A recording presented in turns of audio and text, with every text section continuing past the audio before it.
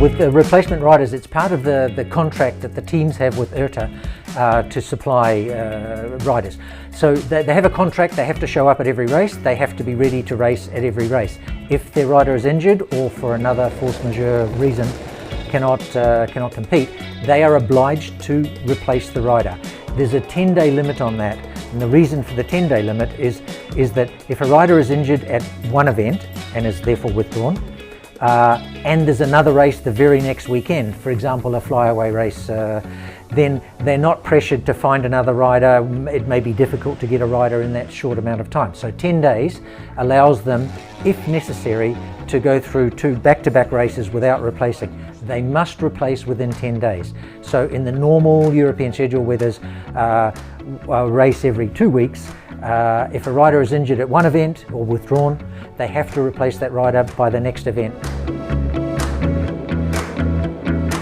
If they want to replace a rider sooner, which most of them want to do, there's a time limit after the event has started as to time limit when a rider can be replaced, and the idea is to give them enough practice so that they know the track.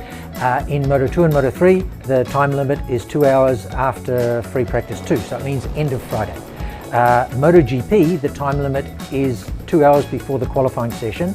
In MotoGP, it's allowed. So MotoGP has a little bit longer to find a rider, mostly because MotoGP has a qualifying 4 session, which Moto2 and Moto3 don't have.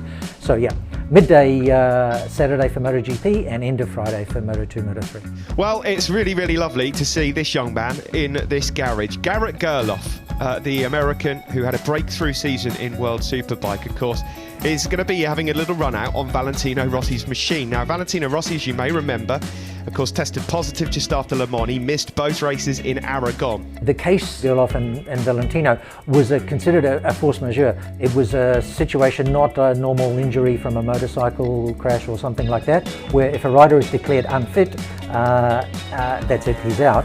This was more like force majeure, where it depended on the COVID tests as to whether the rider could ride again or not. Valentino Rossi is back, having tested negative twice. The number 46 not been out on circuit since Le Mans. Good to have him back in the paddock. So under those rules, the substitution is allowed, and as long as the time limit is respected, which is at least 2 hours before qualifying starts, it's okay.